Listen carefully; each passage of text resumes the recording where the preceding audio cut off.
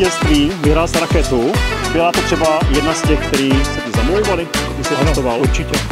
Líbila se mně Strajka, ale to je raketa, kterou vlastně předchozí modely jsem hrával a jsem za to velice rád. Jako. Takže vlastně ideální. Trefili jste se. Výborně. Akce taková, užil jsi to, nebo vyčknul bys něco, nebo něco bys udělal jinak? V žádném případě, myslím si, že jenom víc takových akcí.